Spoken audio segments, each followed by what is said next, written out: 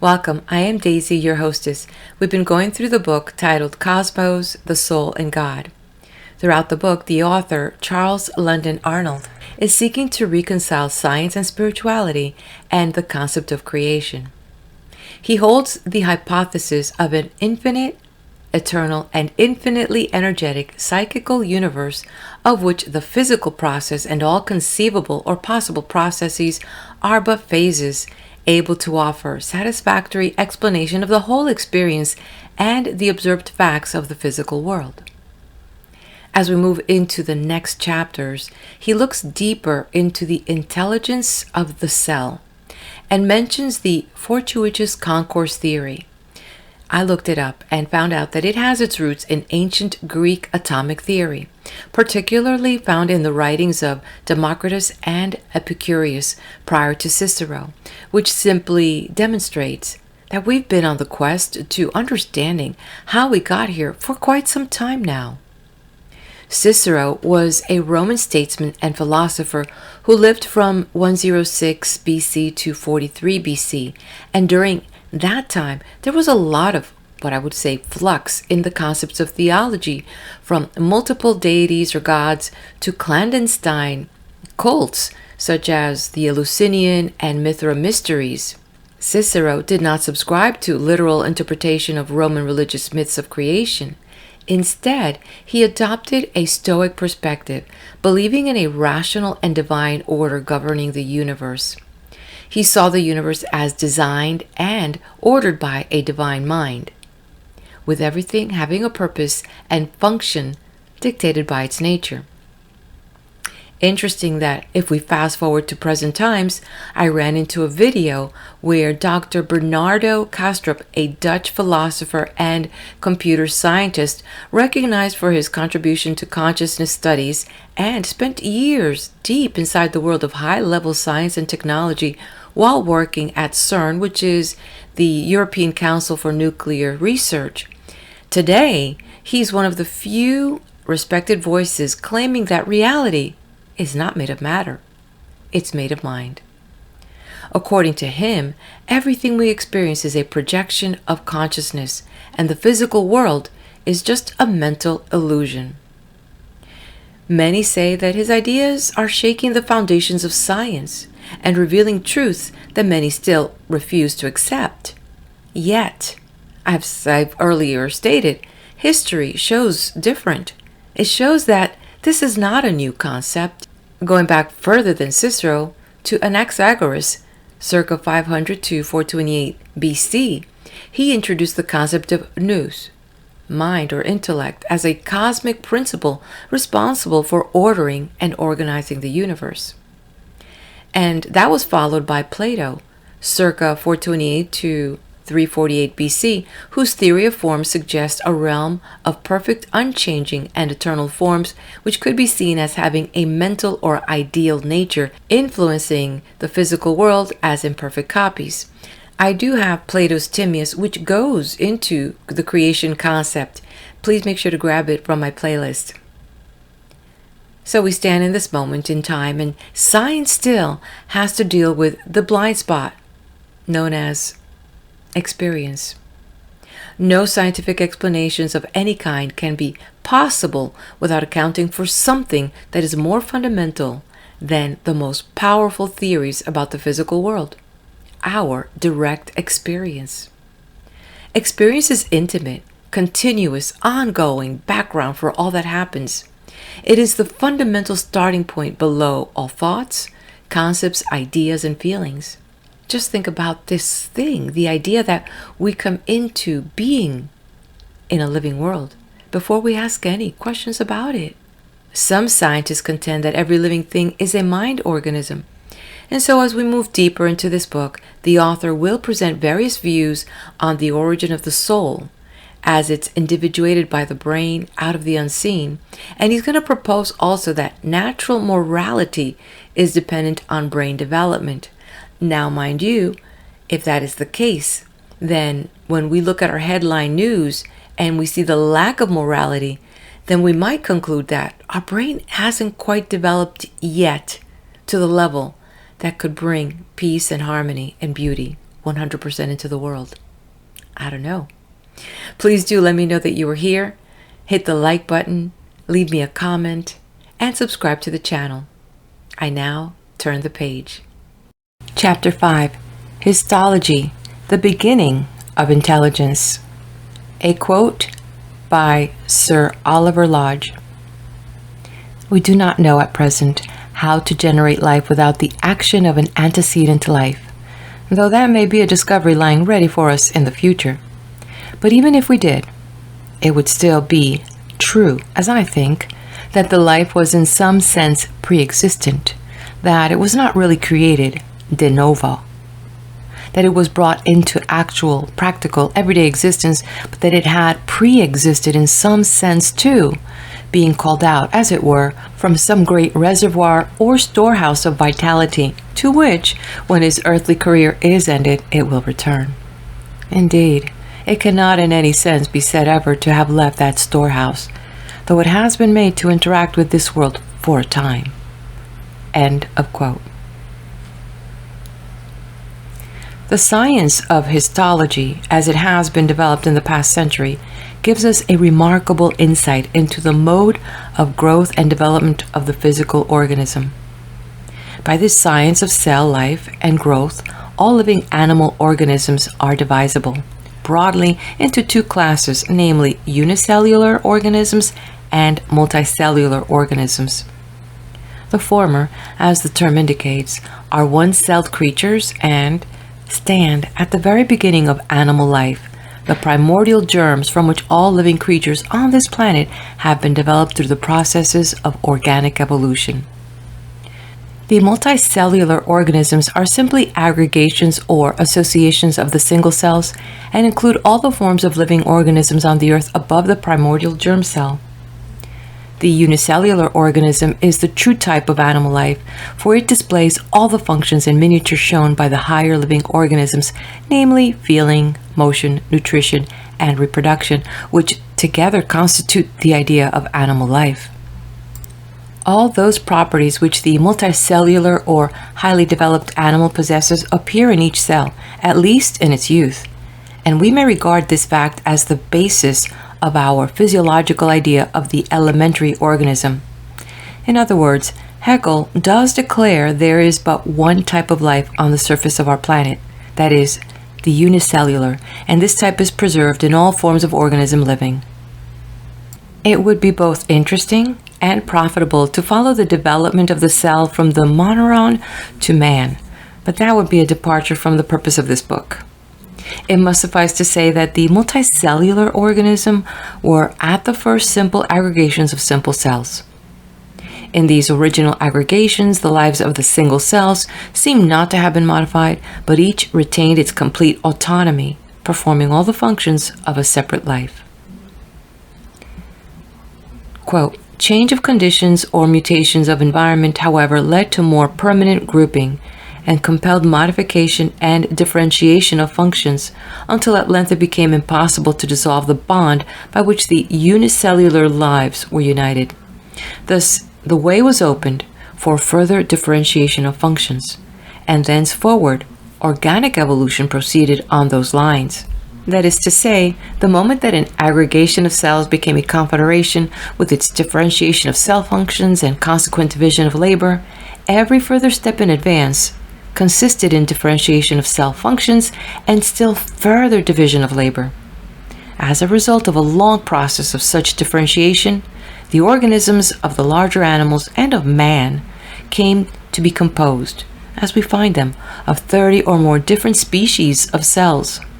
For example, we have the muscle cells, whose vital energies are devoted to the office of contraction or vigorous shortening of length. Connective tissue cells, whose office is mainly to produce and conserve a tough fiber for binding together and covering in the organism. Bone cells, whose life work it is to select and collate salts of lime for the organic framework, levers and joints. Hair, nail, horn and feather cells, which work in silicates for the protection, defense, and ornamentation of the organism. Gland cells, whose motive in living has come to be the abstraction from the blood of substances which are recombined to produce juices needed to aid the various processes or steps of digestion. Blood cells, which have assumed the laborious function of general carriers, scavengers, and repairers of the organism. Eye, ear, nasal, and palate cells, which have become the special artificers of complicated apparatus for transmitting light, sound, odors, and flavors to the highly sentient brain cells. Pulmonary cells, which elaborate a tissue for the introduction of oxygen and the elimination of carbon dioxide and other waste products. Hepatic liver cells, which have, in response to the needs of the organism, descended to the menial office of living on the waste products and converting them into chemical regions to facilitate digestion. These and numerous other species of cells. And lastly, most important and of greatest interest, brain and nerve cells. These cells are of the greatest interest and importance for the obvious reason that they are the most highly differentiated of all the cells of the body, and constitute, respectively, the organ of objective intelligence and the means of communicating information from one part of the body to another. Without going further into details for the present, it must suffice to say that each organ of the body is composed of a group of cells which are differentiated with special reference to the functions to be performed by that organ. In other words, every function of life is performed by groups of cooperating cells, so that the body as a whole is simply a confederation of the various groups. And to the end that the body may act as a unit, these groups are connected each to all the others by lines of intercommunication, which in turn are composed of other highly differentiated and specialized cells, namely brain and nerve cells. Not only are the various groups thus connected by lines of intercommunication, but these lines reach, directly or indirectly, every individual cell in the whole organism. This is elementary, for everybody knows that when any part of the organism is assailed, information of the fact is instantly conveyed through the nerves to the central office, so to speak, and their measures for protecting the part are as instantaneously devised and the appropriate commands issued. Thus, if one of the extremities is pricked with a needle's point, the cell thus assailed instantaneously conveys information of the assault through the nerves to the brain, which, in turn, issues its edict through the appropriate nerve cells to all the muscle and other cells surrounding the injured cell, commanding them to unite their forces and remove the part assailed from the point of danger. The time required is inappreciable to the unaided senses, but it does nevertheless require a measurable interval of time to initiate and complete the process, as scientists have amply demonstrated by means of instruments of precision. It is therefore a process involving in every step the exercise of intelligence and the employment of mechanism. It follows a priori that every cell in the body is endowed with intelligence, and this is precisely what all biological science tells us is true. Beginning with the lowest form of animal life, the humblest cytod, every living cell is endowed with a wonderful intelligence. There is, in fact, no line to be drawn between life and mind.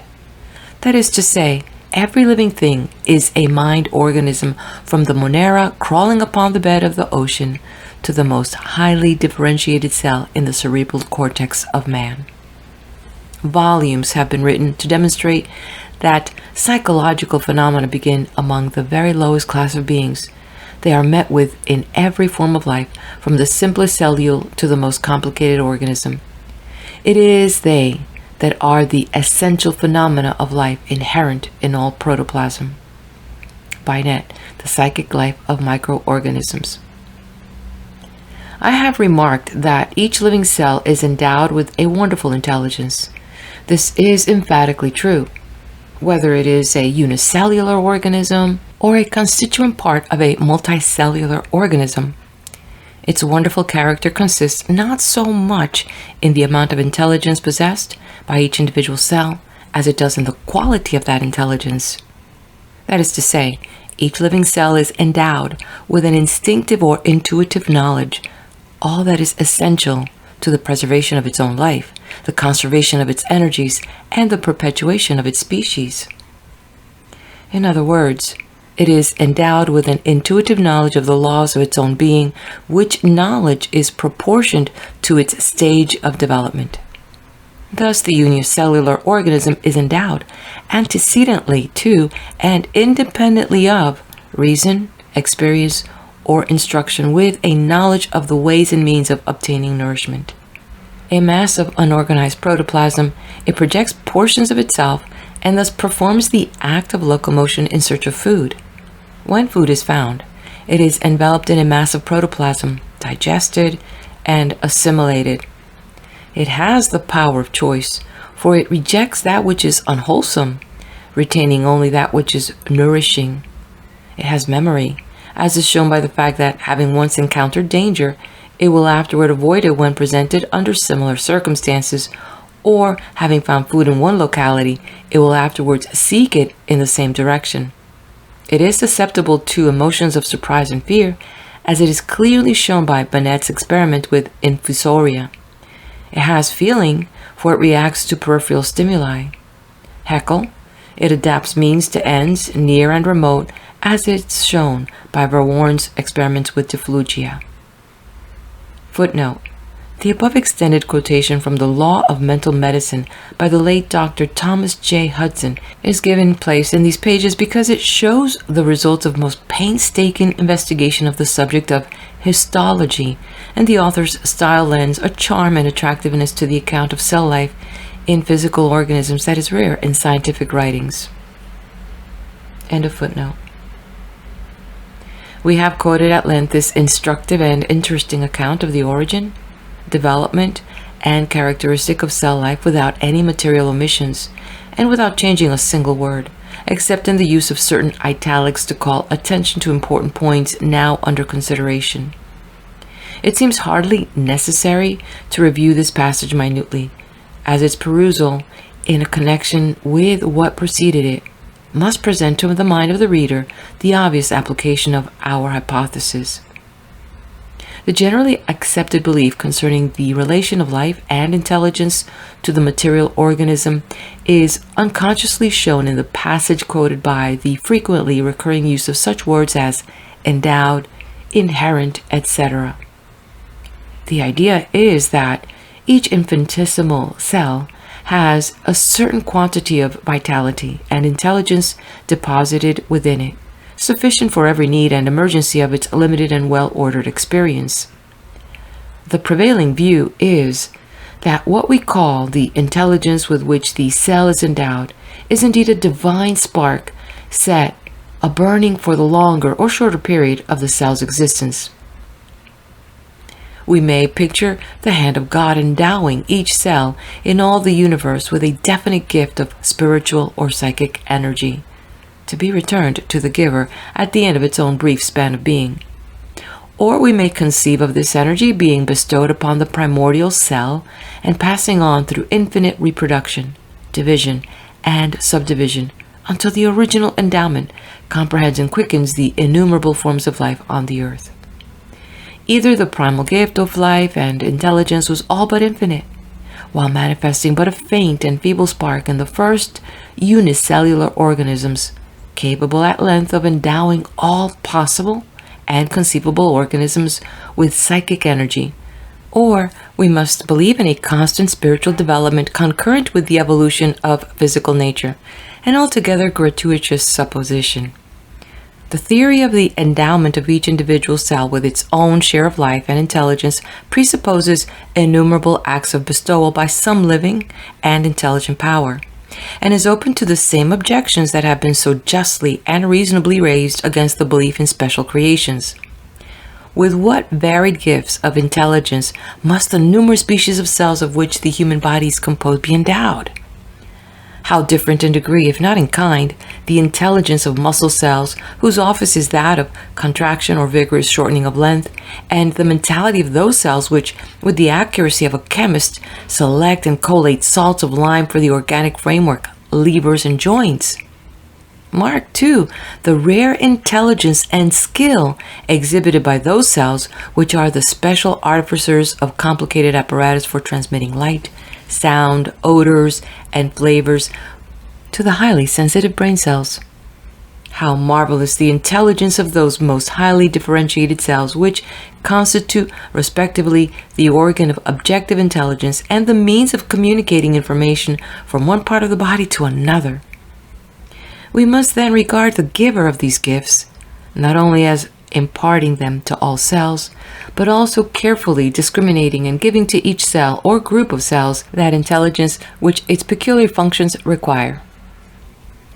If the intelligence of all cells was latent and potential in the primordial cell, then how wasteful was the process by which so enormous a store of high-class energy was for ages upon ages kept stored up, practically useless. Evolution is a physical process, and we have no warrant whatever for extending it into the psychic universe. There is not the faintest suggestion, in our experience in the material world, of the growth and development of things spiritual. By our hypothesis, all these evident difficulties are removed. The unseen universe is infinite, eternal, and infinitely energetic. It pervades, touches, and interpenetrates every atom in the physical world. Its relations are all physical, intelligent. Its forms of psychic energy are infinite. Every cell and every living organism is touched and embraced by the forces of this all-pervasive universe of intelligent being. That which effects the different functionings of the group of cells is but the infinitesimal physical variations of those cells themselves, making each group respond to and manifest certain specific forms of intelligent energy. If we ever become able to investigate minutely these infinitesimal variations, we shall, it may be, then know how to classify these cells according to their functions. Reverting again to the above quotation from the Law of Mental Medicine, we find the following words, quote, "Each organ of the body is composed of a group of cells which are differentiated with special reference to the functions to be performed by that organ. In other words, every function of life is performed by groups of cooperating cells, so that the body as a whole is simply a confederation of the various groups." End of quote. The differentiation above described with special reference to the function to be performed is not that of the intelligence with which the cells are supposed to be endowed, but of the physical structure of the cells themselves. Reverting again to Dr. Hudson's statements, the following words may be quoted. "Each living cell is endowed with a wonderful intelligence.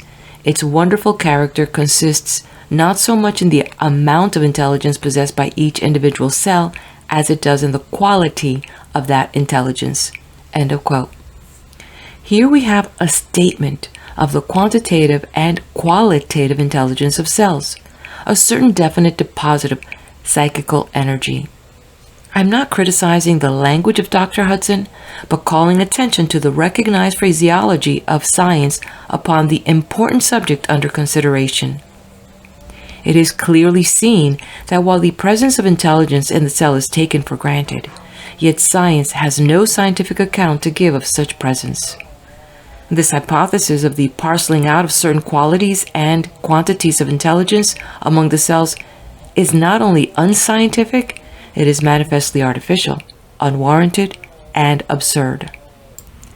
Again, it is stated by scientific writers on this subject that the cell is endowed with an intuitive knowledge of the laws of its own being, which is to suppose that the ever-present and active energy of the psychical universe utters itself in new manifestations, as means thereto are afforded by the development of more and more advantageous variations in the physical structure of the cell. Thus is the way made clear for the scientific study of the physical and material structure of the cell, without any supposition as to the psychophenomenal manifested concurrently therewith. Think of the enormous amount of psychical energy appropriated to the individual use of a tiny mass of protoplasmic jelly, whereby it performs acts of locomotion, of digestion, and assimilation, manifests the power of similar circumstances, or in that having found food in one locality, it will afterwards seek it in the same direction. It is further found to be susceptible to the emotions of surprise and fear. It has feelings reacting to peripheral stimuli. It has foresight, adapting means to ends near and remote. We come now to consider what the science of psychology teaches concerning that communal soul of the multicellular organism, the human body. The cardinal doctrine of this branch of science is that these innumerable little minds are governed, controlled, and directed in their work by a central intelligence resident within the organism. Quote, "Scientists may differ as to the proper terminology by which this central intelligence should be designated, but no one denies its existence or its power to control its millions of subordinates. Philosophers may differ in opinion as to its origin and its ultimate destiny, and biologists may not be agreed as to just what it is. That is to say, whether it is the sum of all the intelligence of which the body is composed, or whether it's an independent entity capable of surviving the dissolution of the confederacy which it controls. The one salient fact upon which all who are acquainted with the propedeutic of experimental psychology are agreed is that it exists, and that it controls the functions of the confederated cells of the physical organisms of all sentient creatures." End of quote. Footnote from Hudson's Law of Mental Medicine, page 191. End of footnote. Even the great exponent of materialism, Hegel, speaks thus confidently of what he calls the tissue soul. Quote, "This tissue soul is the higher psychological function which gives physiology, individuality to the compound multicellular organism as a true cell commonwealth. It controls all the separate cell souls of the social cells, the mutually dependent citizens which constitute the community." End of quote. The testimony of two so widely divergent authorities must positively establish this as a generally accepted teaching of science upon this subject. It is evident, then, that the hypothesis of an infinitely energetic, psychical universe to which all these phenomena may be referred, affording a scientific, rational, and philosophical account of their origin, has not heretofore been proposed, or at least considered by the recognized teachers in any branch of science. For this reason, we humbly, yet confidently and resolutely, give this hypothesis to investigators and thinkers of our day, believing it will contribute to the progress of knowledge in every department of science and philosophy, and afford a reasonable account of many phenomena, physical and psychical, that have hitherto remained unaccountable, if not inscrutable. It will be seen, too, that the fortuitous concourse theory, on which materialists so confidently rely, is rendered rational, at least by our hypothesis. Wherever the concourse of atoms occurs, there immediately does some form of psychical energy display itself, according to the stage of the development of the complexity of the physical organism. The materialists claim that the change from the inorganic to the organic, the first appearance of the living protoplasm in the order of organic evolution, may be accounted for by the increase of complexity in the constitution of the cell, is not wholly erroneous. But the further claim that the increased complexity is the cause and creator of the life and intelligence of the cell was never advanced except as a last resort by some desperate materialistic theorizer. Mr. Wallace, speaking of the beginning of animal life, declares that the introduction of sensation and consciousness is an event completely beyond all possibility of explanation by matter, its laws and forces. Quote, "No verbal explanation, such as that life is the result of the molecular forces of protoplasm, or that the whole existing organic universe from the amoeba to man was latent in the fire mist out of which the solar system was developed, can afford any mental satisfaction or help in any way to a solution of the mystery." End quote. In order to account for the intelligence of the little globule of unorganized protoplasm called the moneron, it is supposed to be endowed with or to possess a soul. This soul is almost universally regarded as an entity, in some mysterious way bestowed upon or developed into the physical organism. When in its mode of propagation this moneron divides and subdivides its substance, the subdivisions all severally reveal the same kind and quantity of intelligence as the parent. the questions promptly arise. Whence are these separate mental entities derived? Does the same process obtain in the psychical as in the physical propagation? Does each cell soul subdivide as the cell? Of course, science can only say, I cannot tell. I know what takes place in the physical structure of the organism. I know nothing at all of any process of psychical evolution. As we have already seen, the mental life of this primordial germ is manifested by every portion of the plasma equally, there being no differentiation of functions whatever. In the order of development, there appears a grouping of these primitive cells, and the beginning of the differentiation of functions is observed. At first, this grouping has little coherence, and the separation of the cells into smaller groups or into individual cells takes place without danger of the life of the original group or the detached portions. The evolution of the organism strengthens the bonds that hold the confederation of intelligent cells in essential union. Very early stages of animal development exhibit nerve tissues, as the medusae or jellyfishes. Whenever the nerve tissue occurs, its fundamental structure is very much the same whether found in the primitive jellyfish, an oyster, an insect, a bird, or a man. The evolution of the nervous system goes on by the process of more and more complex arrangement of the cells and fibers of which nerve tissues are composed. The multicellular organism, in the beginning, was a mere aggregation of cells, having no essential relations to one another. Soon these associated cells became essentially organized into the tissues of the body. The starfish, an animal somewhat higher in the zoological scale than the jellyfish, and possessed of a more highly developed neuromuscular system than the latter, presents a more interesting subject of investigation. Quote, the ganglia, or centers of nerve activity in the starfish, are arranged in a ring around the base of each of the 5 rays, into which they send and from which they receive nerve fibers. The ganglia are likewise connected with one another by a pentagonal ring of fibers. Now, experiment shows that in this simple and indeed geometrical plan of a nervous system, the constituent parts are able, when isolated by section, to preside over the movements of their respective muscles. If a single ray be cut off at its base, it will behave in all respects just like the entire fish, crawling away from injury towards light, up perpendicular surfaces and righting itself when turned upon its back. End of quote. Footnote. From Romain's Mental Evolution in Animals, page 29. End of footnote. Here we trace several steps in the development of the nervous system toward a centralization of nerve activity. There are here several ganglionic centers, all related to one principal center but having each the power of independent activity.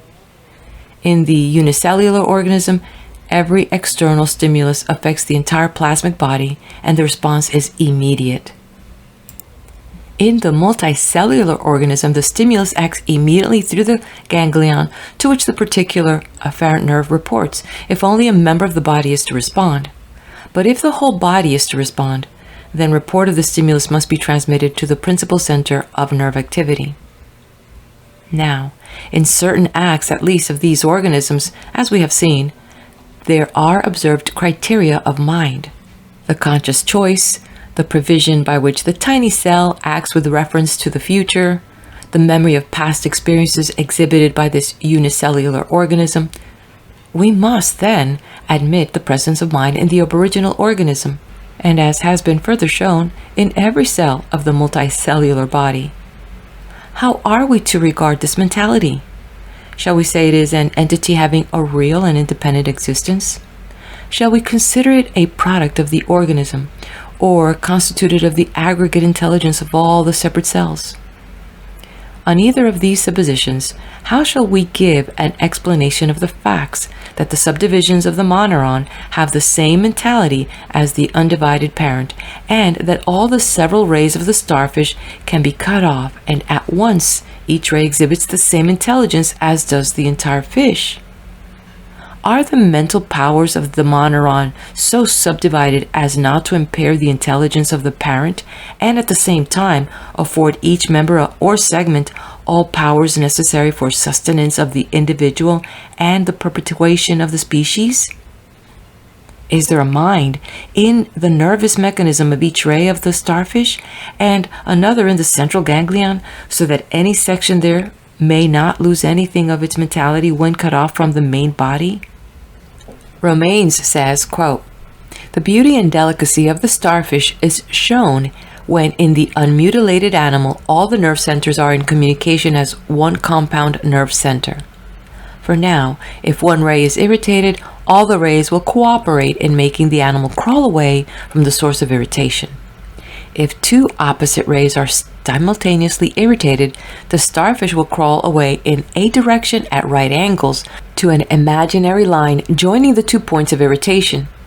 And more prettily still, in the globular echinus or sea urchin, which is automatically considered a starfish whose 5 rays have become doubled over in the form of an orange soldered together and calcareous so as to make a rigid box. If 2 equal stimuli be applied simultaneously at any 2 points of the globe, the direction of the escape will be the diagonal between them." End of quote. In all this, we see the exercise of intelligence, which does not seem to be accounted for upon the hypothesis of reflex action. Another question arises regarding the immediate appearance of an independent mentality in the subdivisions of the moneron and the segments of the starfish, as follows. Does not the same creative power, upon observing the origin of the separated portion, at once create a soul or mind and place it in this new being? To this question, no satisfactory answer has ever been made. Upon accepted theories of the relation of body and mind, no answer can be given. But, accepting the hypothesis of an infinite, eternal, and infinitely energetic psychical universe continually crowding to manifest itself in and through the physical process, whenever an organism of sufficient development in complexity and delicacy of structure and composition appears, we can readily answer these questions and afford satisfaction to the mind. When the moneron divides itself and thereby produces its offspring, the forces of the unseen psychical universe at once manifest therein that intelligence to which this elemental organism is capable of giving expression. So, too, in the case of mutilation of the starfish, the similarity or identical character of the 5 rays in respect to their neuromuscular mechanism explains the manifestation of the same quantitative and qualitative intelligence in the several rays cut off. If this hypothesis, when accepted, enables us to explain these simple facts and these elemental forms of life, it must also give us the principle by which all the complex problems of life and intelligence in all the progress of the evolution of living things can be solved.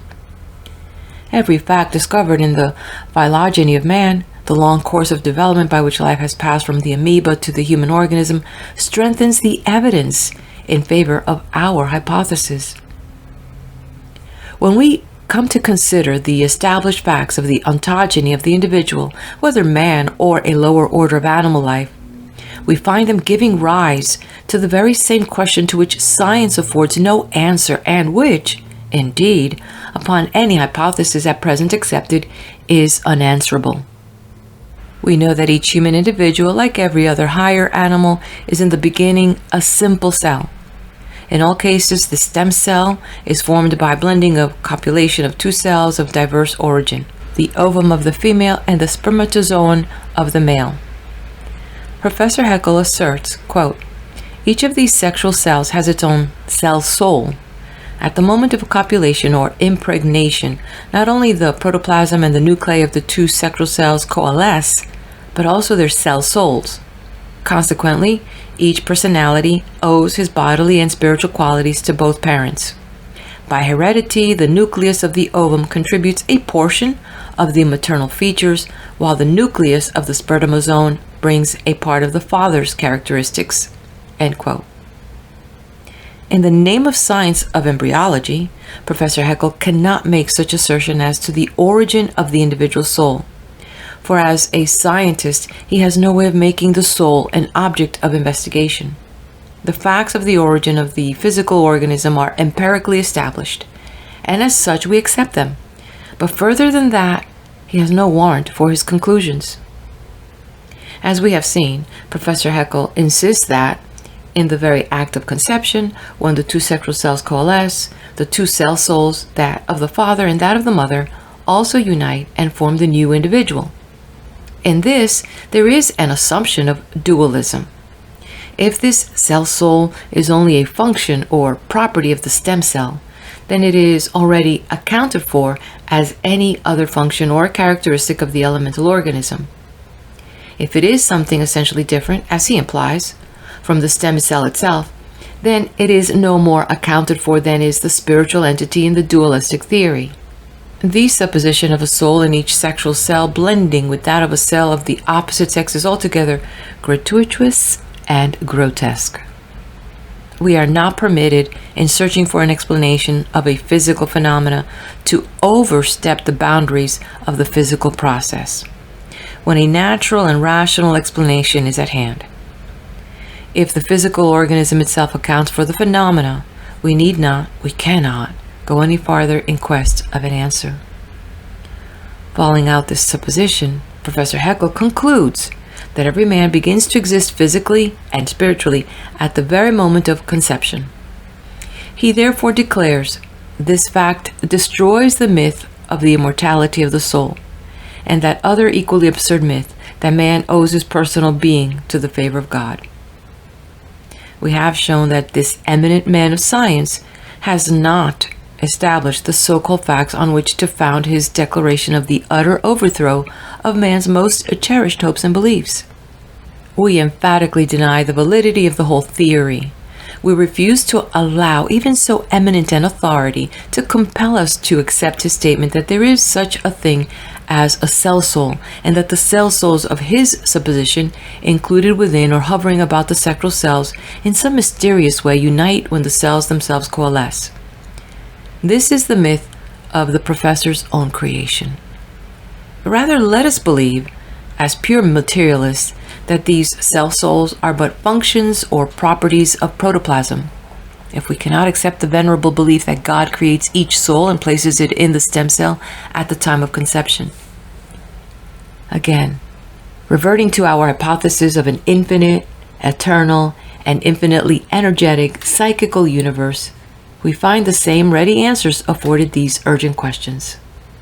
The stem cell resulting from the coalescing of the two sex cells offers a locus for the manifestation of certain spiritual or psychical forces, which in their effects we call life and growth. With the ever-increasing development of the organism, higher and higher forms of psychic energy are manifested. We can trace the minute steps of the anatomical and physiological development of the universe, but cannot investigate the correlative phenomena of psychic manifestation. End of chapter.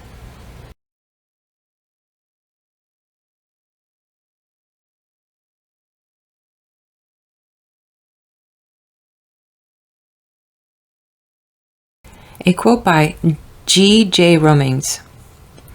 In his well-known lecture on Body and Mind, Professor Clifford adopted the hypothesis of identity, which we are now considering, and from it he was led to the conclusion that if in the case of cerebral processes motion is one with mind, the same must be true of motion wherever it occurs, or, as he expressed it subsequently, the whole universe must be made of mind stuff. But in his view, although matter in motion presents what may be termed the raw material of mind, it is only in the highly elaborated constitution of the human brain that this raw material is sufficiently wrought up to yield a self-conscious personality.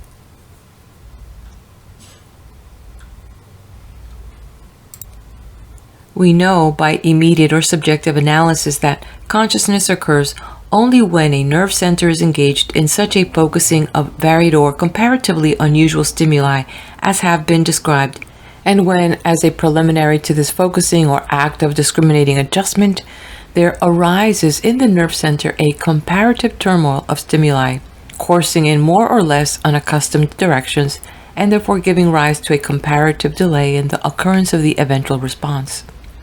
But we are totally in the dark as to the causal connection, if any, between such a state of turmoil in the ganglion and the occurrence of consciousness. Whether it is the angel that descends to trouble the waters or the troubling of the waters that calls down the angel is really the question that divides the spiritualist from the materialist. But with this question, I have nothing to do. It is enough that we never get the angel without the troubling, nor the troubling without the angel. End of quote. A quote by Tennyson. You may tell me that my hand and my foot are only imaginary symbols of my existence. I could believe you, but you never can convince me that the I is not an eternal reality, and that the spiritual is not the true and real part of me. End of quote. The quest of psychology is to discover some unifying principle, some ground by which and in relation to which the world of persons may be defined. The word nature stands for a constitutive idea in which all the phenomena and individual experiences in the physical world are grouped together and in a way accounted for. So, by postulating an infinite, eternal, infinitely energetic, psychical universe, we unify all possible psychical phenomena and experiences, whether within the limits of our consciousness and comprehension or not. We have thus far proceeded with the conception of an objective universe, physical in nature and relations, within which exists a world of physical phenomena, which are the manifestations of psychical forces under certain specific finite material conditions. We have had no reference at all to God, nor to any personal beings. We do not refer the psychical and physical phenomena of our present experience to God, but to the infinite and eternal spiritual universe forever and everywhere, the objective to deity. A recent writer on psychology says, quote, "The world of material phenomena presupposes a system of immaterial agency. In this immaterial system, the individual consciousness originates. To it, in some way, the sensational experiences are due which form the basis of our knowledge of the material world. It is on this immaterial system the individual consciousness acts when it produces changes in the material world." End quote. Footnote from Stout, The Manual of Psychology, page 54. End footnote. We feel confident that our hypothesis of an infinite, eternal, psychical universe furnishes, in a rational and philosophical way, in strict accordance with the facts and findings of science, this system of immaterial agency. We have found, by a careful study of physical phenomena as they are known to science, that this system of immaterial agency is a necessary presupposition or postulate of these physical phenomena. We have made it clear that our sensational experiences, which form the basis of our knowledge of the material world, are due to the energy of an unseen psychical universe acting in and through matter, and that the world of physical phenomena exists for us only as a system of manifestation of spiritual forces. We must be careful to observe the objective existence of this unseen universe and not permit it to be confused in thought with the subjective consciousness. We must maintain not only the marked distinction between that whose differential attribute is thought and that whose differential is extension, but also between the subject and the object. It is not inconceivable nor unphilosophical to postulate the objectivity of a physical environment. We should also guard ourselves against assuming that the unseen psychical universe is in any sort a repetition of the physical world, involving the same sort of interactions and similar distinctions and relations of its parts. We must divest the idea of such spiritual universe of every vestige of materialistic conception. The thought that material substance can become so attenuated in structure as to pass into spiritual existence cannot be for one moment indulged. The luminiferous ether, which some writers have sought to identify with the immaterial, physically ethereal though it be, is no more spiritual than a stone. Quote, "Whatever we know as possessing resistance and extension, whatever we can subject to mathematical processes of measurement, we also conceive as existing in such a shape that, with appropriate eyes and under proper visual conditions, we might see it. and we are not entitled to draw any line of demarcation between such an object of inference and others which may be made objects of sense perception. To set apart the ether as constituting an unseen universe is therefore illegitimate and confusing. End of quote. Footnote from John Fiske, The Unseen World. End footnote. It introduces a distinction where none exists. This power which causes in us those conscious states that idealists call the perception of the material qualities is none other than the energy of the unseen, psychical universe. This view is in no way in conflict with anything that our study of the development of the material world has taught us. The beginning of animal life, as we have seen, are unicellular organisms. The so-called evolution of animal life is the development of the multicellular organisms, the ever higher and higher modifications of single cells and group cells, and the differentiation of functions. Thus we see the whole problem to be one of physical organization and modification. For an indefinite period of the evolution of sentient life, the so-called sympathetic nervous system constituted the physical mechanism of life. These lower animals manifest all those phenomena of life which we have denominated psychical, but which are involuntary or instinctive. The most important and interesting cell group in the higher organism is wanting in the lower orders of animal existence. These less developed organisms have no brain or cerebrospinal nervous system. They are therefore incapable of those higher acts of intelligence which are exhibited by animals possessing brain even in a rudimentary stage of development. With the appearance of a brain begins a new era of evolution. Animal progress in higher intelligence is concomitant with the development of the brain.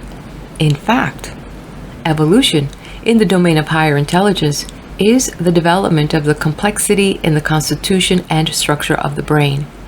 There is no such thing as the evolution of psychical powers or faculties.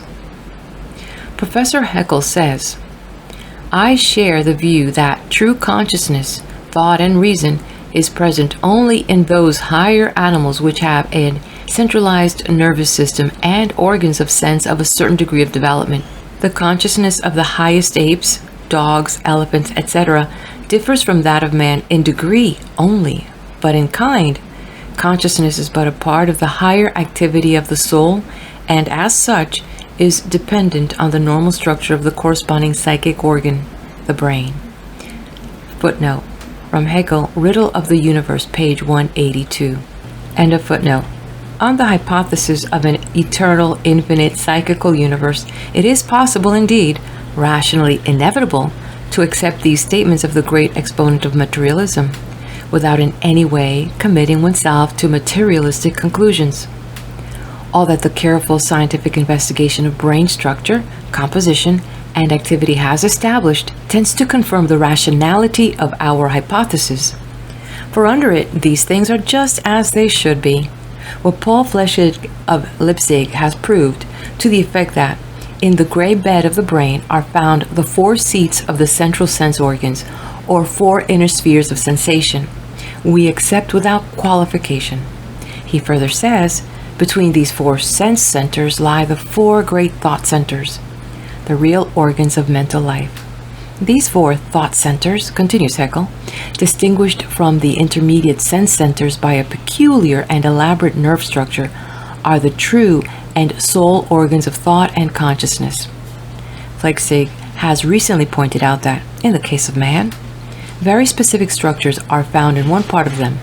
These structures are wanting in the other mammals, and they therefore afford an explanation of the superiority of man's mental powers. In reaching the conclusions of materialism, it will be readily seen the great materialistic confirms the truth of our contention. Ever higher and subtler forces of the unseen universe manifest themselves as the organ of mind increases in complexity of structure and constitution. The specific structures in the human brain are seen to be the loci for the manifestation of those forms of spiritual energy which are the distinctive characteristics of man's higher mental powers. On the generally accepted theory of mind and its processes, we must suppose that some special endowment of psychical power is bestowed when these specific structures appear in the brain, or that these powers, being always present in the entity called the soul, are dominant until called into activity by the advent or presence of these structures. Or else we must accept the conclusion reached by the materialist, that they are all the immediate products of the brain at a certain stage of the development of its complexity, of complete dependence of the phenomena of consciousness on chemical and other changes in the substance of the brain. Very familiar proofs can be readily produced. For instance, such beverages as coffee and tea stimulate our powers of thought. Beer and wine intensify feeling. Musk and camphor revive the fainting consciousness. Ether and chloroform deaden it. Haeckel asks, how could this be possible if consciousness were an immaterial entity, independent of these anatomical organs? And what becomes of the consciousness of the immaterial soul when it no longer has the use of these organs?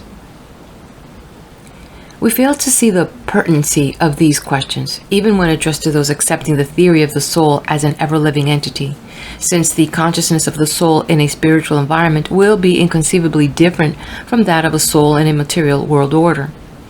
On the hypothesis, however, of an infinite, eternal, and infinitely energetic psychical universe in most intimate relations with every atom of the material world, we should account for these familiar phenomena by saying that every change in the substance of the brain effected by a natural or artificial cause either increases or decreases the power of the parts affected to respond to spiritual stimuli. Dr. McConnell cites an interesting case bearing upon this point. Quote, a lad of 15 suffering from epilepsy was brought to a surgeon. He was a partial imbecile, slavering, violent, obscene, untruthful, thievish, a foul travesty of humanity, a youthful Caliban. Certain physical symptoms pointed to a pressure upon a certain spot of his brain. An unnoticed and unforgotten scar confirmed the diagnosis. The skull was trephined, the pressure was removed, and the epilepsy was cured. But that was the least part of it. His obscenity, deceit, and dishonesty were also cured. Not 7 devils were cast out of his spirit, but a little point of bone had been lifted out of his brain. The result was the same, but the barest recognition of this fact renders necessary a new definition of soul. Nor has the matter stopped with the bare admission that the body and soul are more closely related than had been supposed. 10,000 actual experiments have built up the firm belief that every psychic activity, every sensation, every thought, every act of will or of affection is correlated with some definite action of the molecules of some specific portion of the nervous system. Footnote, McConnell, Evolution of Immortality, page 14, end of footnote. There can be no doubt that our advance in knowledge of the process of the brain and the functions of its parts demand at least a new definition of the soul. Upon the accepted theory, all abnormal conditions or phenomena of the mental life have been considered as, in part at least, psychical, as if the soul itself were deranged or diseased, whereas the 10,000 actual experiments referred to above prove such mental aberrations to be altogether accounted for by brain conditions. These diseases and derangements are wholly physical. Upon the hypothesis herein stated, we may again say, the facts are as they should be, for we suppose that the normal manifestations of psychical activities in the material environment depend essentially upon normal conditions in the physical organ. As we are traversing a new road, if not a hitherto undiscovered country, it is wise from time to take account of our findings and draw the inevitable conclusions from the facts discovered. We have accepted the last word of science regarding the soul as being bound up with the material organ, the brain, that all the phenomena of psychic life on the physical plane are, without exception, indissoluble, correlated with certain material changes in the living substance of the body, the protoplasm. All biologists, all chemists, and all physicists agree that a most intimate interdependence of mind and matter exists throughout the whole range of mundane life, and advances through all gradations of the evolution of living creatures. We have marked this interrelation from the beginning of life in the unorganized monoron through the whole process of organization, differentiation, and localization. We have observed the first appearance of the rudimentary organs of sense, little filaments and pigment spots, giving promise of organs of perception. A step higher, and we have a nervous system sufficiently organized to show phenomena not to be distinguished from intelligence. Finally, the highest of all psychical activity converge all sensations upon certain centers and structures in the substance of the brain. We find no break or gap in the long process of the evolution of living things. Throughout the development of life and intelligence, physical progress and psychical progress have gone on hand in hand. In the picture presented to us by science, organized matter exhibits sensitiveness not only to the physical forces, heat, light, etc., but to those forms of activity which we call, with common consent, psychical. As we have studied living nature, we have found intelligence in ever-advancing degree manifested, so that the contention of the materialist that intelligence, as well as life, is an essential property of organized matter seemed almost forced upon us. In every living cell, we have met life and intelligence in indissoluble union. In fact, those specific portions of the brain in which we locate the highest intellectual faculties are but aggregations, differentiations, and correlations of these primary living intelligent cells, so that prima facie we may say memory and volition are faculties of the organized aggregates of primordial cells. In our study of a world process, we have discovered no yawning chasms. Not only do we pass without even a long step across the gap supposed to exist between the vegetable and the animal kingdom, but in vain have we been warned of that impassable gulf fixed between the worlds of living and dead matter. The innumerable bridges which philosophy and science have constructed are altogether useless, and may be speedily remanded to the limbo of things outworn. There is no yawning abyss. The forces of the unseen universe move ever onward without leap or bound, manifesting the forms of so-called physical energy in unorganized as in organized nature. Thus is there provided the great unifying principle, an unbroken order of development, a changeless universe, which accounts not only for the infinite variety of phenomena and the endless changes in the physical world, but also shows each in its place to be an essential incident in a consistent world order or process.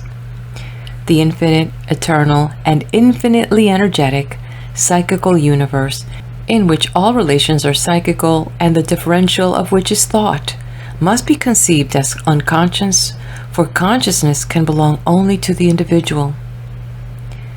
As was above remarked, we have accepted the last word of science regarding the intimate correlation between the higher intelligence and the brain, and yet insist upon the essential existence of a self-conscious soul, of the existence of a personality which is ourself.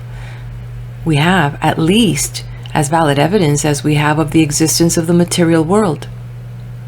It is axiomatic that the common sense decision of mankind in regard to the existence of the external world is, in a practical way, worth more than all the arguments of those who in all ages have discussed this subject. This unanimous verdict of mankind is based upon the report of the senses interpreted by the intellect. The decisions of universal consciousness of the existence of the living personality are evidently still more immediate and trustworthy. We may, therefore, lay it down as another axiom that the decision of mankind derived from consciousness of the existence of our living self or personality, whereby we think, will, and act, is practically worth more than all the arguments of all the logicians who have discussed the basis of our belief in it. To whatever extent, even to the farthest, we may be ready to admit the dependence of our mental operations upon the organizations and functional activity of our nervous system, we must also admit there is something beyond and above all this, to which, in the fully developed and self-regulating intellect, that activity is subordinated. Quote, The hypothesis of a soul is demanded as a ground of the unity of self-consciousness and also of the unity of the universe. Such an hypothesis is justified as the real principle of the harmony of the subjective and the objective. It seems also to be required as the subject of the changing states of thought, feeling, and volition revealed in the phenomena of consciousness. Footnote: Soul, from the International Encyclopedia. End footnote. Common sense of mankind says that self is a simple, unitary, active principle or thing which dwells within the body and directs it. This notion of self, however, is not verified by the results of the critical study of the mind. In empirical psychology, the self, ego, or personality is regarded as the, quote, subject of feelings and phenomena plus the series of feelings and phenomena themselves, the two being in that relation to each other in which alone the one is subject and the other is a series of feelings, phenomena, or objects. The attempt to ignore one term of this relation is hopeless, and equally hopeless, even futile, is the attempt by means of phrases such as consciousness or the unity of consciousness to dispense with the recognition of a conscious subject. End quote. Footnote: Psychology, Encyclopedia Britannica, 9th edition. End of footnote. Here, then, we stand face to face with a new fact. A self, personality, subject, and a whole series of psychological phenomena correlated as subject and object. How, on the hypothesis of an infinite, eternal, and infinitely energetic psychical universe immediately correlated with every atom of the physical process, are we going to account for the self or the personality, a psychic entity of the substance of the physical universe, and yet having existence in relation both to the physical world and the physical universe? All the psychical phenomena throughout the lower orders of animal life have been clearly and easily accounted for as manifestations of psychical energy through the functionings of physical organs as they have become more and more complex in structure and constitution. In all this, we have pursued a strictly scientific method, and although we have ventured far, it may be, into the regions of the unknown, we have never got beyond hailing distance of the known. Physicists, chemists, biologists, and psychologists have been our companions and guides. It might be objected that, though it is entirely true that the psychical phenomena manifested throughout the lower orders of animal life are due to the correlation between the physical world and the energy of the unseen universe, when we come to consider self-conscious, self-determining, self-controlling personality, there can be no longer identity of this personality with the unseen psychical universe. Psychologists insist that whatever not only lives but feels and consciously acts must have something of its own, must appropriate the impression it receives, and have the credit for the energies it puts forth, and cannot be regarded as the mere organ through which flows a foreign power. If my thoughts were passed through me by another, if my desires, affections, resolves were phenomena of the physical force that came my way, if, further, the whole genius and knowledge of the human race, the moral struggle of its heroes, the literature, the philosophy, and art of its cultivated nations were but the ripplings of the divine reason upon a world, itself the aggregate of divine powers, there would, in fact, be only one person in the universe, and the whole drama of our life and history would dissolve into an illusion. To provide for this higher class of cases which culminates in personality, we must recognize some detachment of power from the substance or energy of the psychical universe.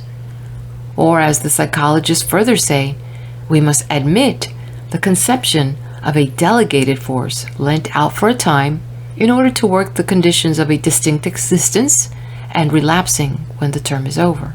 We have traced the ever-advancing manifestations of the energy of the unseen, each in the ascending scale more special and specializing, exhibiting distinctively the characteristics of particular natures and gathering around centers of individuality, till at the farthest distance from the beginning of the physical process, the emerge in the conscious ego of intellectual existence, which finally sets up another person. Here we reach the detachment and farming out of power and its storing up at single loci or foci to be exercised and put forth from within under fixed laws of being. Here is man, not only a thinking and reflecting conscious self, but also a self-determining and self-controlling agent in his highest development, a being of all whose actions are performed with a definite purpose which is distinctly within his own view, and adapted to the attainment of that purpose by his own intelligence. The infinite, eternal, and infinitely energetic psychical universe is not only without consciousness of its activities, but also without volition or will. Self-consciousness and self-direction are characteristics of personality only. The presence of will and conscious purpose in the physical process witnesses to the existence and governance of an infinite originating subject and personality. Is it too audacious to attempt to give an account of the origin of personality, consciousness, and volition as resulting from vastly increased complexity in the composition and structure of the human brain? As the atom is supposed to be a certain vortex motion in the substance of the physical world, the primal manifestation of spiritual energy in the physical process, may we not form the hardly more daring supposition that the highest development of complexity in the brain of man may be able to effect the detachment of force and separate individual activity in the higher regions of the spiritual universe? To use language necessarily figurative, may we not liken the energy of the unseen to a mighty flowing river, and the brain to some obstruction just beneath the surface that causes a vortex motion on the bosom of the stream? Though the current rush along, yet the particles affected by the obstruction move constantly round and round, ever maintaining their separate activity and mutual relations. Whenever that complexity of the material organ of the mind is reached, then and there do the phenomena of self-consciousness and volition appear. Then all peculiarities of individual minds are due alone to slight variation in the structure and conformation of the brain. Education and mental development are but processes of brain culture and increasing complexity, by which higher and more potent forces of the spiritual universe are brought within the control of self-conscious ego. The question at what time, in the course of the developing individual, from conception to the first distinct manifestation of the phenomena of consciousness, does that individual receive the endowment of a soul, is answered, quote, whenever the brain reaches that degree of complexity by which it can create personality and manifest the phenomena of self-consciousness. End quote. The life of the human infant for a period of many months is altogether instinctive, and gradually, under the educational and fostering influences of parents and its environment, at length begins to form simple ideas and to choose and guide its actions from within, in accordance with the dictates of reason. With every stage of bodily growth, further development of brain is observed, and along with it is manifested an ever-increasing intelligence and intellectuality. The will comes into command, and can, to a large degree, direct the thoughts and control the feelings of the child, and thus enable him to rise superior to circumstances and make the most advantageous use of his intellectual faculties. In proportion as he exerts this self-control, does he shape his cerebral mechanism, which, like all other parts of the organism, grows through discipline to the manner in which it is habitually exercised. The claim for evolution, that it accounts for the origin and development of all the mental faculties and endowments, which has been the chief casus belli between science and theology, upon our hypothesis stands forth as innocent of all responsibility for this long-continued and tremendous struggle.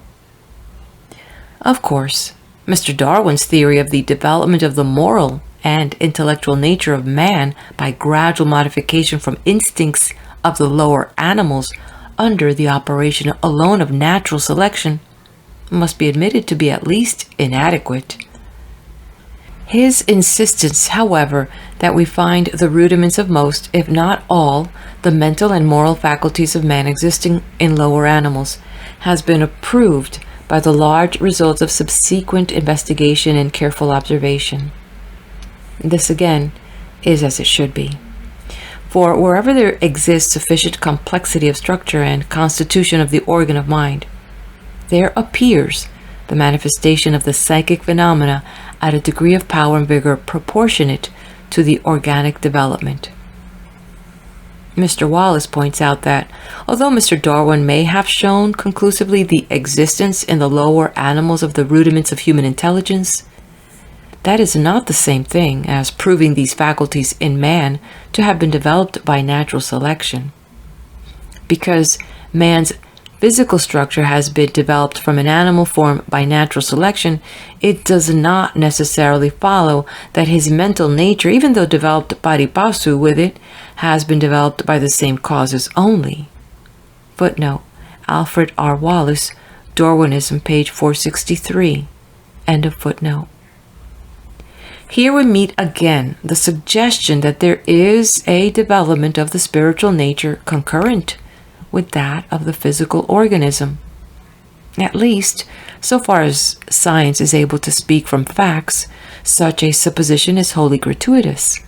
Of course, for the purpose of meeting the exigencies of the theory, the evolution of the psychical nature must be assumed.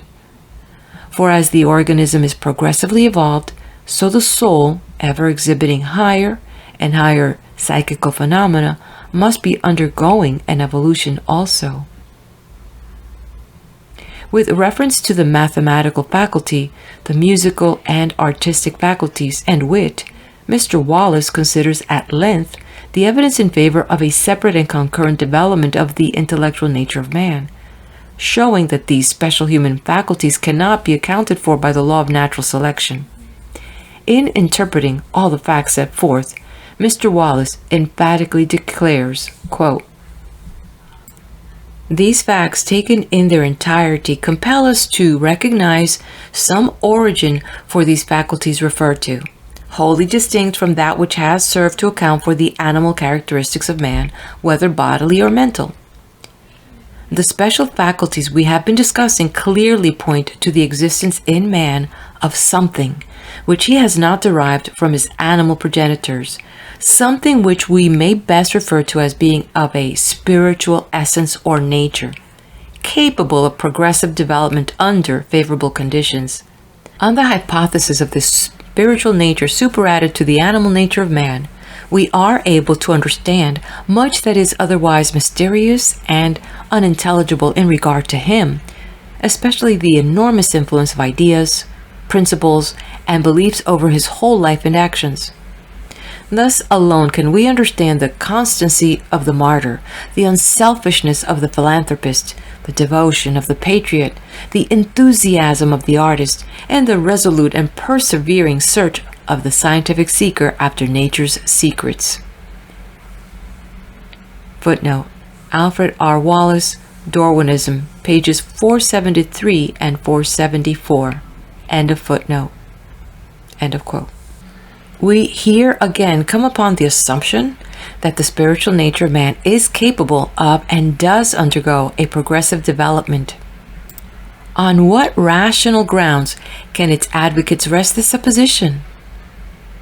If we regard the spiritual nature of man as an entity, we yet have no reason to believe that it is imperfect and undeveloped. In fact, it is this unchanging personality that preserves our identity through the perpetual flux of the particles of matter of which our bodies are composed. The eminent writer just quoted is concerned to overthrow the position of the materialist and to establish the existence of a spiritual nature in man. On our theory, this position is not weakened nor rendered less tenable, but is really and materially strengthened. Science demands the existence of a higher world order whence the energy of this physical process is derived. The most rational account of all the phenomena, physical and psychical, within our experience is that such phenomena are manifestations of the energy of the infinite eternal, and infinitely energetic psychical universe acting upon and in cooperation with a physical organ of greater or less complexity of structure and constitution.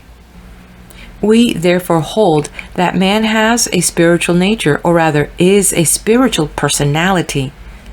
This is also the universal belief.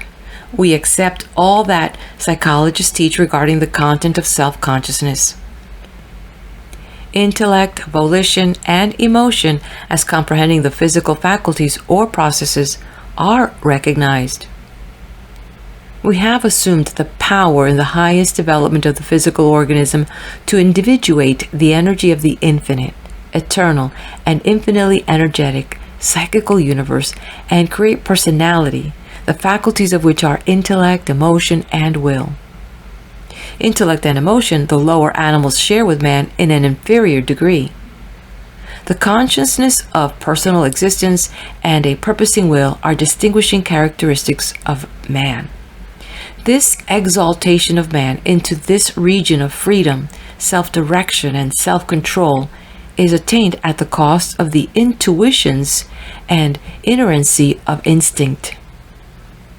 As we have heretofore shown, the instinctive activities and achievements of the inferior animals are the manifestations of the psychical energy of the unseen, and the degree of intelligence exhibited is in proportion to the development of the physical organ of mind. There is in these psychical activities no evidence of a purposing will, nor of self-consciousness, though by the remarkable simulation of self-directed conscious action some sort of individuation is indicated.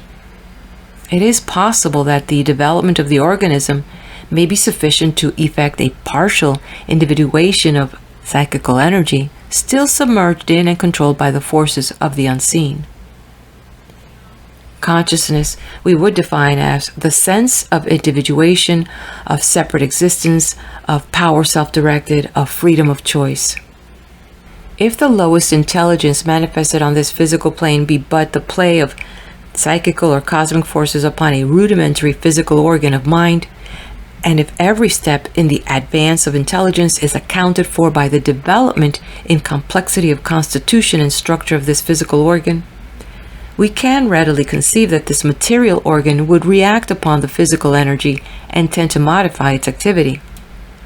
This reaction would, doubtless, have the effect of gradually individuating the cosmic forces. As such progress advances, we should observe a dawning and ever-brightening of consciousness. As with the growing intelligence, the individuation increases, and the sense of such individuation and of separate existence becomes more distinct. The rudimentary organ of mind would conceivably offer very little resistance to the stream of psychical or cosmic forces sweeping through it, and hence have little or no power to detain or individuate such forces. Romanes, in his Mental Evolution in Animals, tells us, quote, "The rise of consciousness is probably so gradual and certainly so undefined to observation that any attempt to draw the line at which it does arise would be impossible." End of quote. He therefore places the dawn of consciousness somewhere between the first development of nervous adjustments and the earliest appearance of the power of associating ideas. The rise of consciousness and its more and more complete manifestation are coincident and concurrent with the development of the physical organ of mind. According to our hypothesis, the development of the physical organ of mind, in complexity of constitution and structure, tends to the ever more and more complete individuation of the cosmic forces, and thus the growing consciousness manifested in the evolution of organic nature is accounted for. When the physical organ of intelligence has been so far developed as to manifest the faintest consciousness by its power to interrupt or modify, in the very slightest degree, the play of psychical forces, only certain acts which involve distinct relations between the psychical activities and the psychical organ of mind may be said to be conscious. As Romain says in a passage before quoted, we know by immediate or subjective analysis that consciousness only occurs when a nerve center is engaged in the focusing of varied or comparatively unusual stimuli, and when, as a preliminary to this focusing or act of discriminating adjustment, there arises in the nerve center a comparative turmoil of stimuli, coursing in more or less unaccustomed directions, and therefore giving rise to a comparative delay in the occurrence of the eventual response. The unorganized Monera, which, as we have seen, manifests remarkable intelligence, and certain groups of cells constituting the multicellular organism, such as those employed in constructing the brain and nervous system and operating mysterious lines of intelligent communication, are wholly unconscious. The intelligence which these tiny artificers manifest is that of the psychical universe, hence very remarkable. It is generally admitted that all reflex action is unconscious. It is altogether probable that all instinctive actions, being also habitual, are likewise unconscious. We know that many acts of our own, which in the beginning were conscious and deliberate, such as walking or playing a musical instrument, may and do become automatic and unconscious by frequent repetition and practice. The instinctive acts of the lower animals constitute the routine of their existence. Not only are they repeated over and over again by the individual, but by generation after generation of the species. May we not suppose that frequent repetition of an act makes a way through the physical organ of mind, so that the friction, speaking figuratively, between the current of psychical influence and that organ shall be reduced and ultimately destroyed, and hence, there being no delaying or modifying of the cosmic forces by the organ of mind, there would be no tendency to individuation and obviously no consciousness? If the marvelously intelligent cells of the multicellular organism act unconsciously, of this there can be no doubt. Then we can conceive that the accustomed and instinctive acts of the bee, the ant, the beaver, the dog, the horse, and other animals are also unconscious. If we can ourselves, by frequent repetition, render certain of our conscious and deliberate acts unconscious, why should we not suppose that the habitual acts of instinctive existence, repeated over and over again without variation, the brain must have something to do with consciousness? An anesthetic which acts upon the brain will render it wholly unresponsive to psychical influence. A blow upon the head, a hypnotic control, a sound sleep, all physical conditions render the subject unconscious. Under these conditions, whatever intelligence may be manifested is altogether without consciousness. Dr. Hammond, after bringing forward in a vast array the results of experience and observation on living animals and defective human offspring, states his conclusions as follows. From these facts and many others which might be adduced, I think it may be concluded that instinct has at least its chief, if not its only, seat in the medulla oblongata and the spinal cord. Footnote: William A. Hammond, Treatise on Insanity, page 149. End of footnote. If the brain must be concerned in every conscious act, and instinctive actions do not involve the brain, then must such acts be unconscious. There are certainly indisputable evidences showing, in those animals having a centralized nervous system, acts quite distinct from pure instinct and simulating at least conscious actions. After the long process of evolution has brought forth the brain of the mammal, we discover many indications of individuation in the various species ascending up to man. The dog and the anthropoid ape seem to have some faint consciousness of their own existence, though yet very far from the self-conscience of man. We can hardly imagine that a dog knows it is a dog as a man knows himself to be a man. No other creature than man, in the rising scale of being, can have a full perception of its own individuality and personality as separate from the rest of existence. The instinctive life of the lower animals is doubtless unconscious, as we have seen, so we find in the instinctive life of the aboriginal man.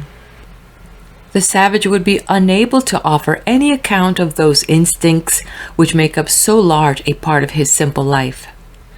Thus we trace, through the long course of the evolution of the human brain, an ever-increasing consciousness or sense of individuation, from its first faint dawning up to the full recognition of independent existence as a personality in self-consciousness. As we can discern the earliest beginnings of consciousness in the phylogeny of the race, so we can discover the awakening of self-consciousness in the ontogeny of the individual life. This awakening does not take place in the early instinctive life of the human infant. It is now almost universally held that the normal child gains self-consciousness at about 3 years of age. How wonderful is the story of that line of the developing organism which culminated in self-conscious man. At first, in some primordial form, there was the awakening to life, when were first manifested many powers and activities before impossible. Through innumerable forms, ever growing more and more complex and marvelous, uttering higher and higher psychical forces, the organism advanced toward its high destiny. Then at length, the animal no longer is urged by forces from behind, but guided without its conscious assent by instincts and appetites, obeying always the strongest motive, almost like a mechanical automaton. Further on, it becomes conscious, looking before and after, learning from the past and planning and hoping for the future. The organism has reached the estate of man. He has gained the knowledge of good and evil, can choose the one and reject the other, and feels resting upon him the burden of responsibility, heavy as frost and deep almost as life. This is the birth of good into the world, the awakening from thoughtlessness and innocence, a state in which there could be no real and deliberate moral good, into the possibility of the highest goodness through the truceless struggle with the powers that strive ever to draw the aspiring soul back into bondage to fleshly appetites and passions. Let us contrast our theory of the origin of the human personality with that at present universally held. The orthodox view of the origin of the human soul may be stated as follows: that at the moment of man's creation, God bestowed upon this primeval atom a soul, a spiritual entity, a portion of the Creator's own being, perfect and free. Of course, in the development of the race, this individual soul had no part. It departed at the death of the organism into a higher realm of existence and transmitted naught of itself to posterity. In the life of every man, at some unknown moment, in some inscrutable way, the soul is injected from outside into the body, there to remain imprisoned and burdened by the weight of the flesh until liberated by death. Evolution states the problem thus: the soul is derived from God, but not directly. Created indeed, but only by natural process of evolution. That it pre-existed, but only as embryo in the womb of nature, slowly developing through all geological times, and finally coming to birth as living soul in man. Footnote: Leconte, Evolution and Religious Thought, page 326. End of footnote. Unqualified assent to the former of these views is becoming less general day by day. The story of creation, as found in the Jewish scriptures, has lost much of the authority in former days accorded it. This arbitrary, though loving endowment of a portion of the deity upon a highly developed animal organism does not comport with our advanced conception of God and his relation to this finite physical process. Is the supposition rational that God bestows thus upon each individual man a portion of himself, endowed with marvelous undeveloped powers to grow on toward perfection, paribasu, with the development of the brain? That at some time in the fetal or infant life of each individual, this self-existent entity is injected into his body to grow gradually through instinctive into self-conscious life, and thence onward to the exercise of the highest powers of the human intellect, cannot be regarded as altogether rational. As we have before shown, there is no evidence whatever of an evolution of intelligence or of psychic being. We can trace an evolution of the physical world or process. No thoughtful person can be found today who does not accept the findings of science on this question. but to maintain that the spiritual or psychical nature of man is also evolved is indeed without the warrant of sound reason. The materialism involved in the theory that the world of matter, after a long period of gestation, brought to birth the living soul of man, must condemn such a theory. That the material world, through a long process of psychical evolution, should eventually bring forth an immaterial psychical product is unscientific and irrational. Then consider the hypothesis we are endeavoring to establish. The psychical evolution has gone onward and upward from the beginning of this process, ever manifesting higher and higher forms of energy as the organism gains new powers of expression of the forces of the unseen. No question is raised as to the adequacy of the theory of evolution to account for the facts of physical science. All psychic phenomena are rationally accounted for, whether in the animal world or in man, without demanding a restatement of the discovered laws of nature. Difficulties arising from the inexplicable presence and intrusion of psychic phenomena disappear upon the hypothesis herein considered. Psychic forces and phenomena are hereby eliminated from the perplexities of scientific problems. All the subordinate questions and problems of science are by our theory brought into a clearer light, more favorable to their ultimate solution. We have seen that on our hypothesis there are no missing links, no impassable chasms in the uninterrupted progress of the evolution of the physical world from the creation of the atom to the most highly developed brain of the greatest of the human race. Out of the infinite, eternal, infinitely energetic, and perfect psychical universe the physical world emanates. Upon it rest, by its energy it's sustained, and into it may at length return. The one unchangeable, unifying principle of force that binds together all the phenomena, physical or psychical, of the present world order is this infinite, unchanging universe unseen. We have already suggested a rational conception of the origin of the soul created or individuated by the highly organized brain out of the intelligent energy of the unseen. This individuation may be regarded as less and more complete in the higher animals and in man, dependent upon the less and greater complexity of the constitution and organization of the organ of the mind, the brain.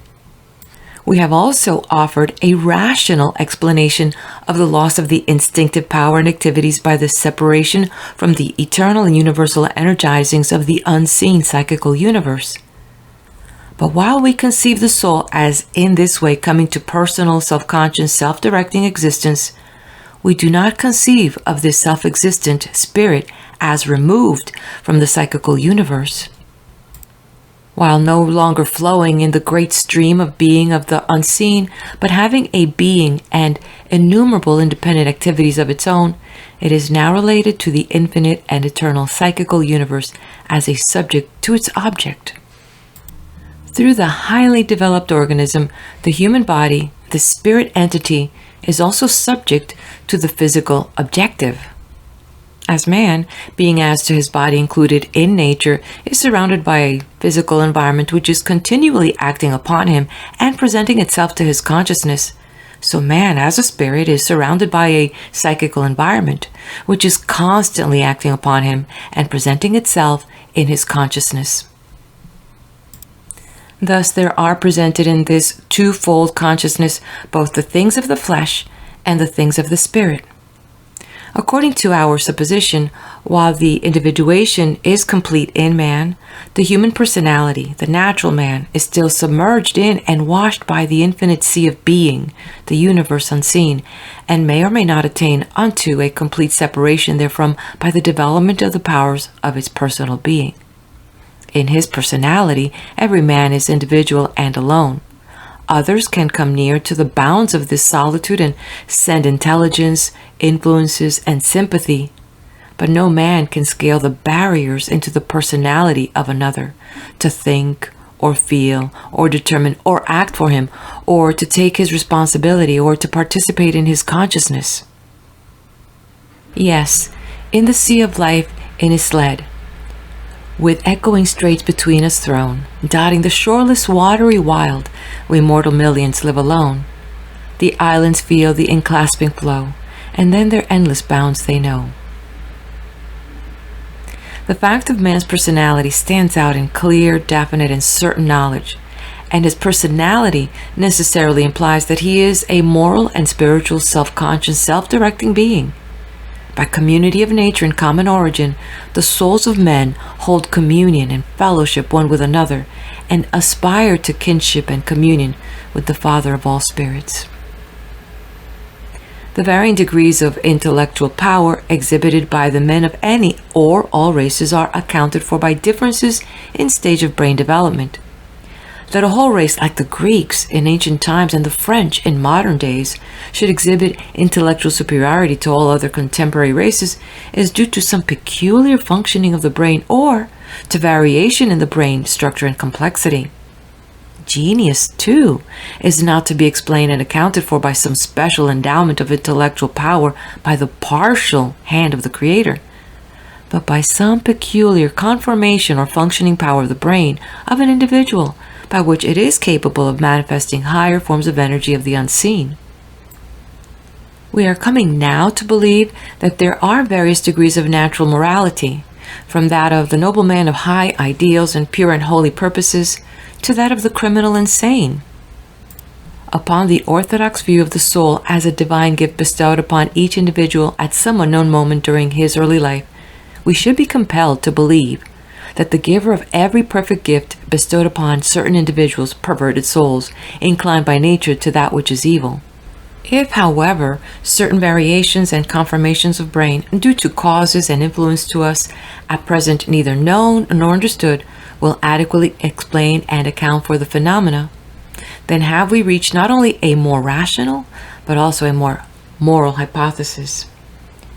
The innumerable implications and applications of our hypothesis to the facts of our knowledge we have but hinted at. It would be beyond the purpose and scope of the present work to enlarge upon these interesting questions. Free will is the very essence of personality. In man we first find personality.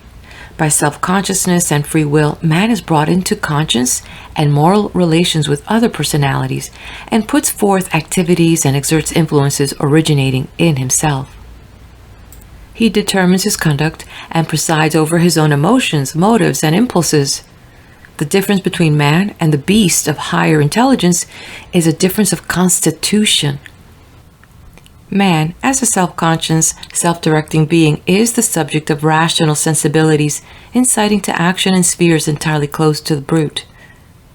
Quote, he is able to compare all motives and their objects in the light of rational truth and of moral law and of ideals of perfection and of good estimated by reason as of true worth and of his relations to God. Thus he is able to rise above his nature and determine his ends and his actions.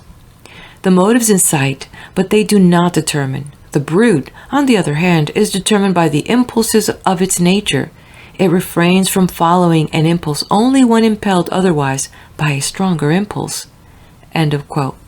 Footnote: Harris, Philosophical Basis of Theism, page 393. End of footnote. A man's ends and actions are determined by himself in his free will. Those of the brute are determined for it by its very nature. Man is personal. The brute, no matter how high and marvelous its intelligence, is impersonal. Man rises to separate and conscious existence. The brute exists only as a series of special manifestations of the infinite energizing of the unseen universe. The brute sustains relations with the world of sense only, but man has consciousness of his relations with both the physical and spiritual worlds. Man knows himself as nature and spirit, knows himself as connected with both spheres, and finds the powers of both these grand systems of the universe meeting in and sweeping through his being. There is also a higher relationship than the higher of these, and that is the relation of rational and moral beings to one another in a rational system or order of existence, and in common relations to God under a universal law of love. This rational and moral world order could not exist without God. Without God, Nature expresses no rational thought, conforms to no rational law, realizes no rational end. Our hypothesis assumes an impersonal, intelligent universe without consciousness and without volition. This psychical universe is governed and ordered by the absolute will of God. The dramatic tendency in the evolution of the physical process is an ever fuller manifestation of that one increasing purpose which runs through all the ages. End of chapter. Meet me at the next video where we continue with the book titled Cosmos, the Soul and God. There are a couple interesting chapters here titled Immortality and also God. Is God revealed in man?